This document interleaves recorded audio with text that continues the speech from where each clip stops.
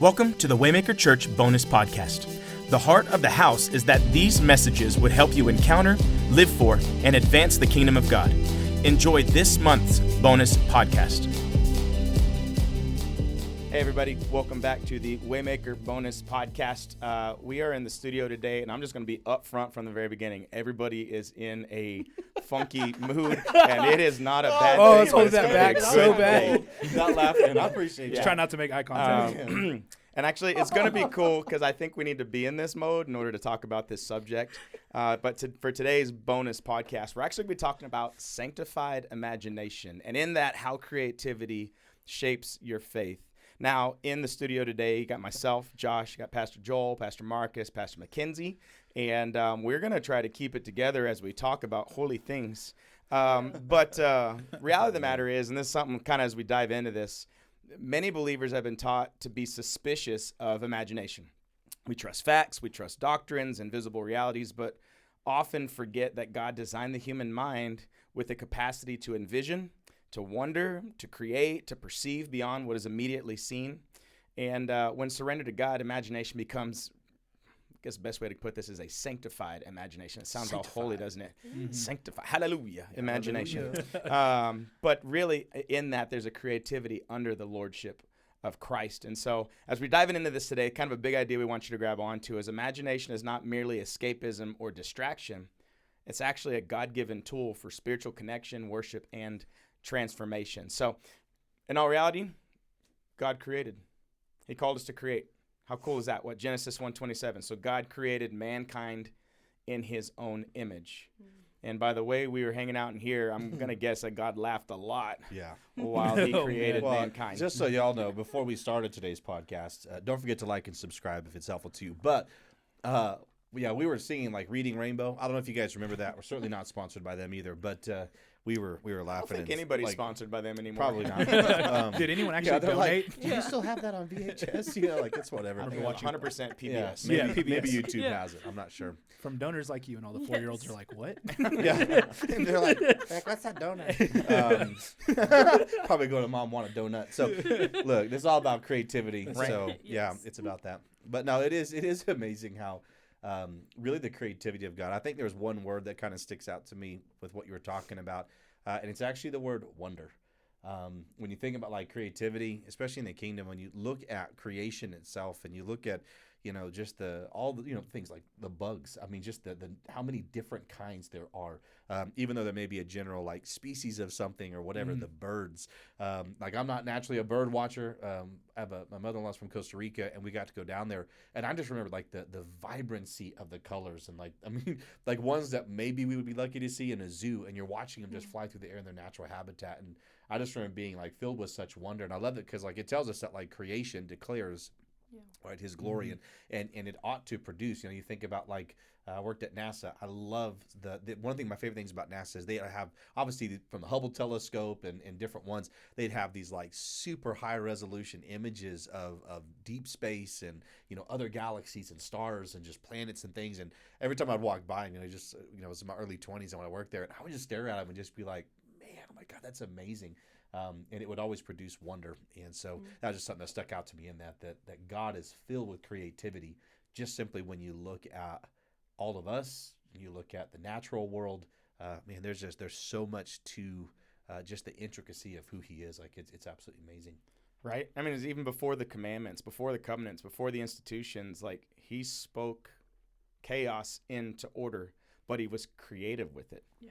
Right? Yeah. I mean, he could have made functional, just black and white, like this is what it is. It's 10 a.m. You will bow down and worship me. Like, like he could have created something like that, but he didn't. I mean, it could have made it way more efficient, more than anything, right? You ever think about with creation, like God brings Adam in there to help name the animals, and he was just like, all right, like after some of this stuff, like Adam's like aardvark, and he's like, he's all right. All right, platypus. He's like, write that down, aardvark. Platypus. I mean, it was like that. Like God's like duck, beaver, rat. No, we're not gonna run with that. We're not gonna run with that. He's like, I want to have a cross between a beaver and a duck. He's like, got it.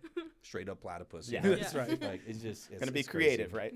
But I mean, think of the mountains. Like I had the opportunity to kind of head up to the northern portion of our state and look at.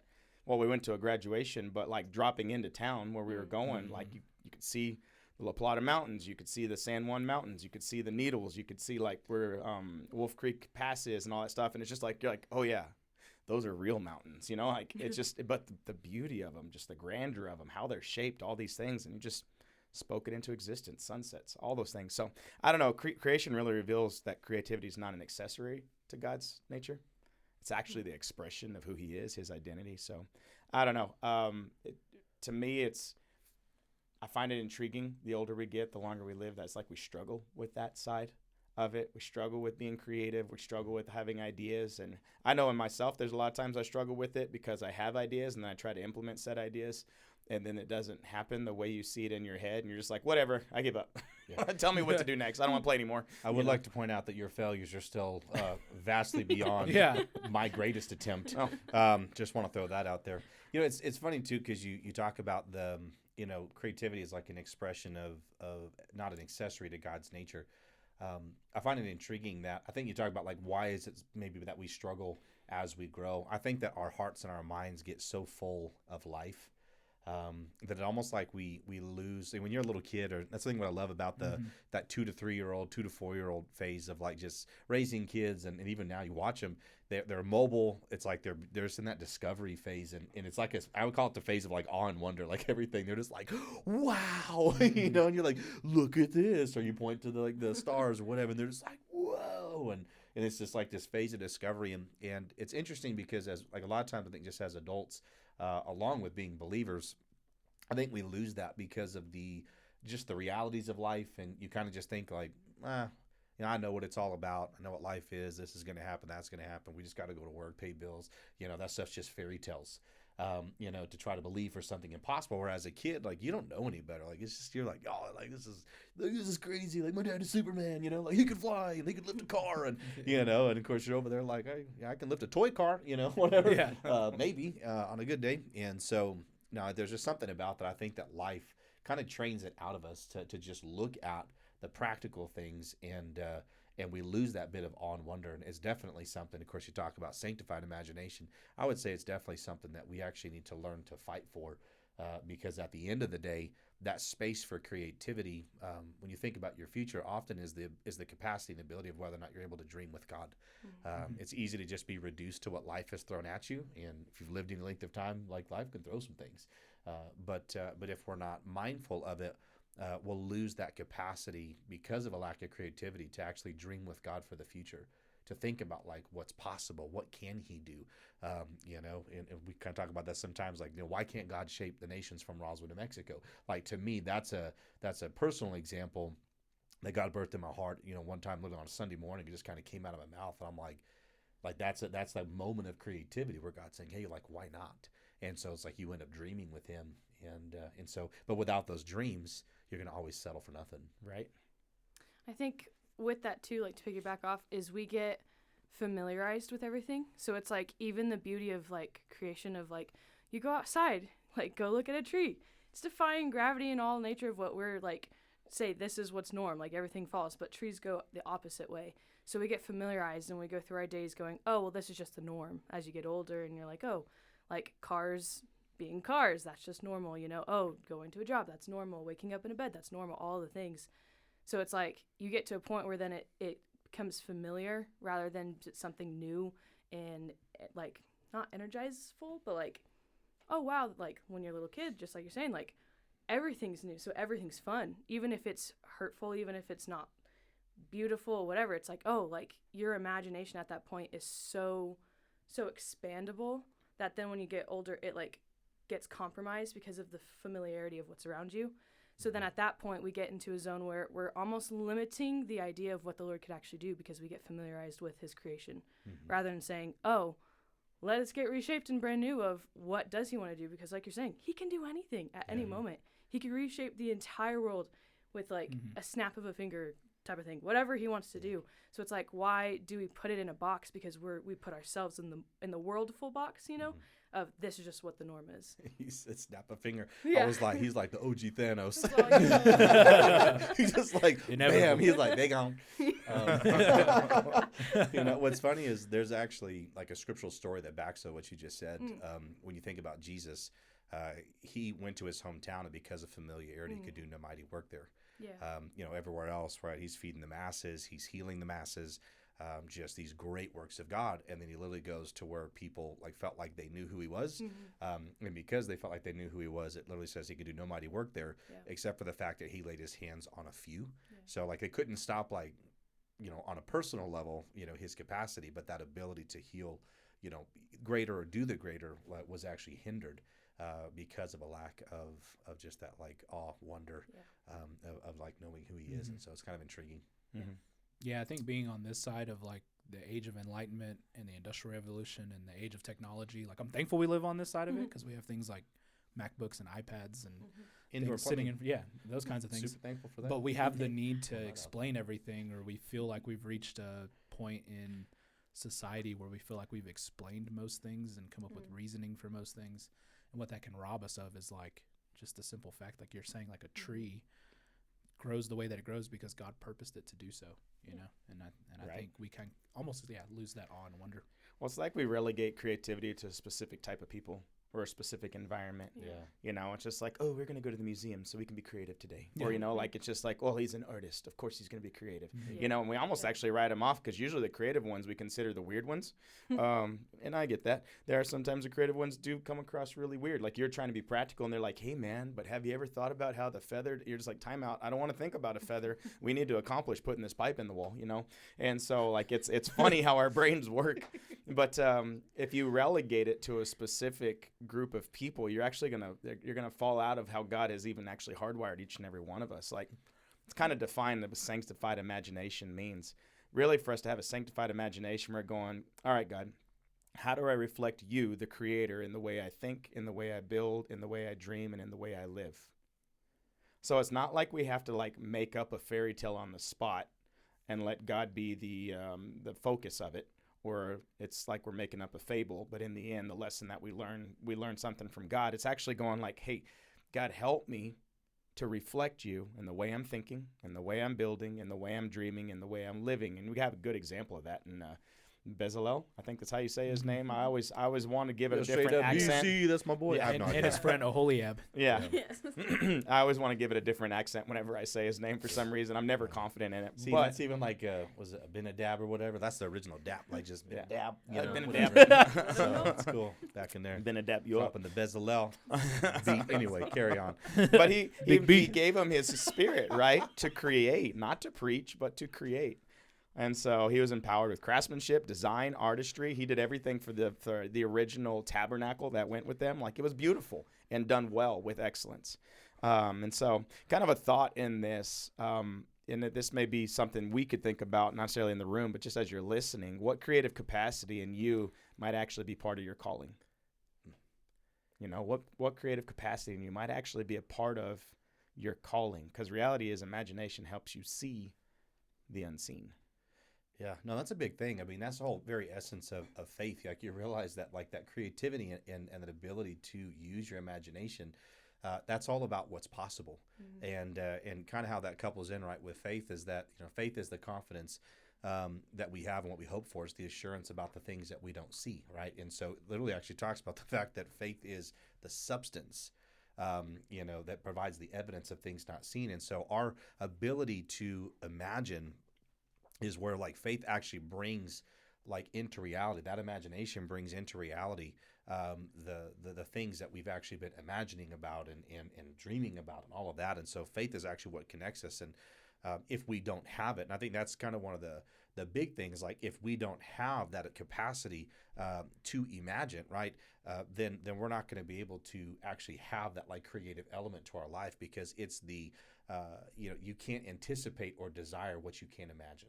Right. And so like if you can't see it, actually Oral Roberts wrote a book, we used it in our school of ministry, and it was super impactful for me personally. That was called that When You See the Invisible, You Can Do the Impossible. And so the key of that is like there's a lot of things from a biblical standpoint that living a life of faith, God moving, the ministry of the Holy Spirit, the person of Jesus, like the person who God is, right? You can't physically see it, a lot of times, like maybe in the natural perspective with your natural eyes, but like by faith you can see who he is, what he does, and then you can see the outcome in the natural realm based off of your capacity to like see in the spiritual realm. Right. And so that ability to imagine there has like great impact and implication on the realm that we can't see. Because if you don't see well and you're not creative, you don't have that imagination, you can't dream with God, then you're actually going to shut down. Not because he's limited, but your lack of imagination will actually limit what he can do. Right. I mean, you can use that in the physical aspect too. I mean, I agree with what you're saying in that, but even the physical aspect, if you look in the mirror and go like, oh, I don't like what I see, I need to start whatever, eating better, working out, whatever the case may be. But it's like you can get a vision of the version of you want to be. Sometimes it looks like the high school version of you, and let's all be real, none of us can go back to that. But reality is like you can look at it and go like, no, I can see it. And so you start working towards that goal, and it's little by little by little. But you're starting with the end goal in mind of going like, no, God, like you didn't create it this way. I've made it this way. Years of dedication and hard work and little Debbie's. I've created it and I've made it this way. But I know, right? But now I can see what you want me to do. So let's go run after that. What's that going to take? What's that? So like the hard work is motivated off of that. I think it's neat if we can really grab onto the fact that like God's going to sometimes just give us vision. Sometimes that's how he leads our next step. You know, he's just like, hey, I have this thing. And that's what motivates people to go like, man, this isn't right. This needs to change. It could look like this. Why are we stuck over here? It should look like this, you know? And I've actually heard that a lot out of people's mouths. Even just the idea of like what church is, what it has become as a whole. They're just going like, is this really what God had in mind? Because it seems like it's easy to just come in and leave and not even have to be a part of the church. And we're like, yeah, that's the danger of it. But he's also called us to do community together, and people are grabbing onto the idea of community just because they're going, there's got to be more than us just coming in and hearing a message and leaving. And, you know, and so they're beginning to see things that go beyond it. So you can see some people in the Bible that had to do this. Abraham had to imagine descendants before he held Isaac. Joseph had to imagine purpose inside of betrayal and prison. Moses had to imagine deliverance while staring at slavery. Faith often requires holding a picture of God's promise that reality has not yet caught up to yet. So kind of a caveat in this, though, because some people can take imagination and get really weird with it. I don't know about you, maybe listening, you're just like, I have a weird imagination. I sometimes have to tell that to be quiet, right? Bible tells us take every thought captive and bring it under the obedience of Christ. Real. So it could go off the deep end. But if you think about it, imagination is powerful, but neutral in nature, right? The same imagination that can envision God's promise can also manufacture fear, anxiety, temptation, false narratives. No, and I think that's where, like anything, that's why we kind of called this episode Sanctified Imagination, because we want even our imagination, right? There's great power, there's great potential. We want it to be under the lordship of Christ. Because, again, we can let fear, anxiety, temptation, right, false narratives, we can let those run wild, and what does it end up producing, right? So faith has the capacity, right, to take things from an unseen realm and bring them into a realm that you can see. Now, that obviously works in the positive light when it comes to God's kingdom, but you also have to understand that if you don't keep those thoughts in that avenue sanctified or set apart, you know, through the word and what he has said, then the opposite is also true too. You can actually exercise that same spiritual principle of faith to basically bring into reality, you know, things with the worst case scenarios, right? And just all kinds of other issues, because essentially you're believing for that, right? You're meditating on that, you're dreaming about it, you're using that creativity potentially in a wrong sense to ultimately bring into a reality something that you don't want. And so, like anything, it's always wise to keep those things like in subjection to Christ. Like, what does the word say? Like, that's always our baseline. And so it, you know, to basically help us to keep the I want to say blinders. It's not blinders, guardrails. You know, we want to make sure like the word helps us to have the appropriate guardrails to kind of just say like, hey, kind of like, you know, like the Lion King, what's that shadowy place over there? And he's just like, we must never go there. Yeah, son. it's called El You Paso. know? When we were in Las Cruces, all the memes said that. That's It was so funny. That's terrible. But I do think that there's a measure of that, right? Like God gives us that ability because we're made in his image to be creative, to have that capacity to dream and to imagine. But I think he also expects us to steward it wisely, you know, where it's like that part where he's like, yeah, we don't go over there, son, you know. And so being wise to that, listening to the Holy Spirit. And so we just don't want to exercise like that unsanctified imagination to invite things like fear and anxiety and all those other areas. to happen. And that's why Romans chapter 12, verse 2 always talks about that renewal of the mind. Right. Right. So good. That's so very good. I love to, you can see the picture Jesus does this. He uses story to awaken hearts in the word. Like all of the New Testament, well, not New Testament, all of the Gospels. I mean, it was spoken that it was going to happen this way. So he basically lived out the prophecy. But then everything he did was in picture form. Right? When he's talking about the kingdom of heaven is like, it was always seeds falling on soil, prodigal sons returning home, hidden treasures in a field, shepherds searching for sheep, wise and foolish builders. He's like inviting the listeners to imagine themselves inside of a story. I personally enjoy movies because I can get wrapped up in the story. Like I remember in college, I watched all 3 of the Lord of the Rings back to back to back, the extended versions, which was dumb. But on the flip side, everybody left for the summer, and I was the only person in the house for like 3 months. The only person in the house. It was the weirdest, most eerie season of my life. But I ordered Papa John's pizza twice that day. It was a glorious day. Wow. I really did. That's awesome. And I ate both large pizzas. And that right there is why we will never go back to Yes. our high school sites. Exactly. Like, just throwing that out there. Like, how many calories in that? You're like, a lot. Yeah. Yeah. Like, a But lot, did a you lot. die? No. Because I remember eating like a full Little Caesars pizza when we worked at Lowe's. That was my lunch combo. It was like a $5 pizza, and I get back over there and pound the whole thing. Yep. It was a gift. Still got that same disease, elbow bends, mouth open. So it's terrible. But I mean, like you could see like the movies going, and I watch them from beginning to end, and you get done, you're just like, wow, it's like I was there on my 27-inch TV. But still, like the surround sound, the whole thing, it was just the experience, and I would always get like engrossed in it, and I always enjoyed that kind of, I won't say escapism, but on the flip side, you're in it, like you're there with them. You're like, oh no, Smeagol. Like it's I don't know, it's crazy. It's weird. But it's a reality situation. But Jesus was doing the same thing. Like the power of a sanctified imagination, like truth becomes experienced. It's not just simply explained. And that's what Jesus was doing. He who has ears, let him hear. And the truth becomes experienced through the story time. Jesus understood something important, right? People don't only think their way towards transformation. They often imagine their way towards transformation. And stories allow truth to move from the head, take that 18-inch journey down to the heart.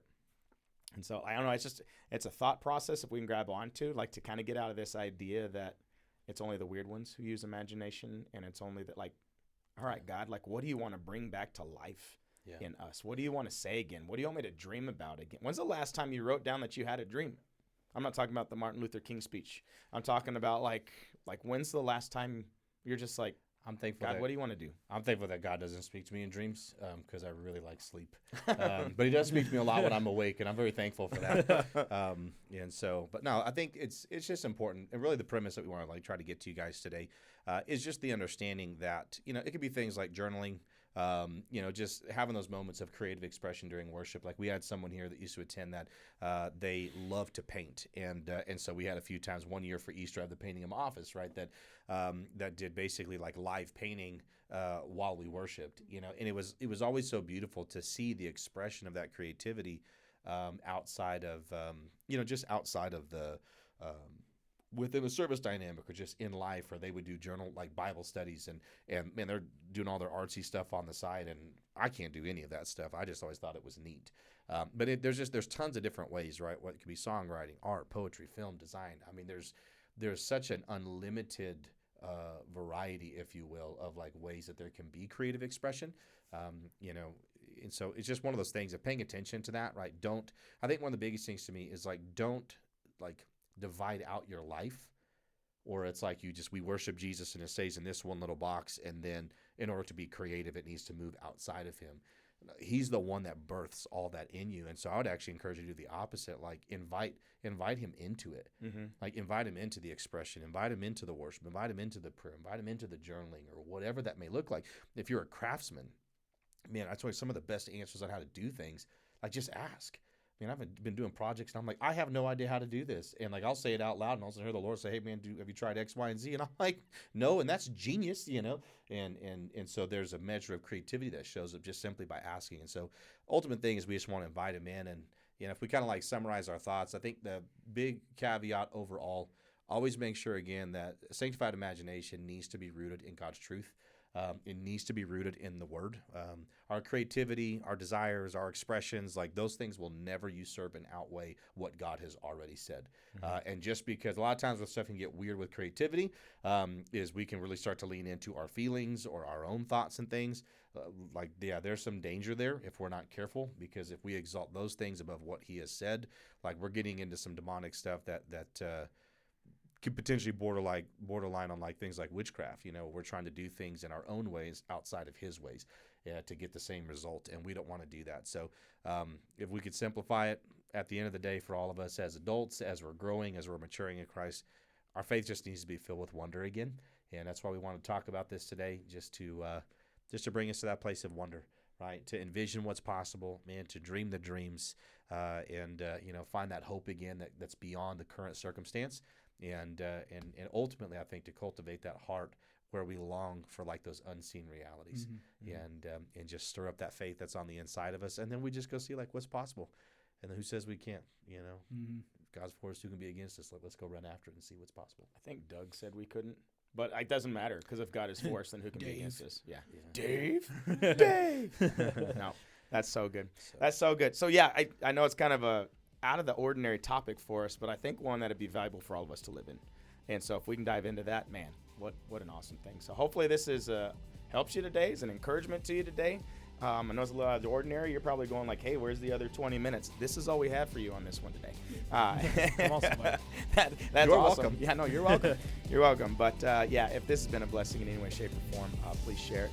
And if you guys, again, if you have any comments, if you have any subjects, anything that comes up going like, man, I wish they'd talk about this, let us know. You can actually, even if you want to, email us, info@waymakerchurch.org. We can get that, get it on our list, and bring it to the conversation. It'd be a blast to do so. So we thank you guys for listening. Until next time. Thank you for listening to the Waymaker Podcast. To simply connect, or if this message ministered to you and you would like to support the ministry, you can simply go to waymakerchurch.org.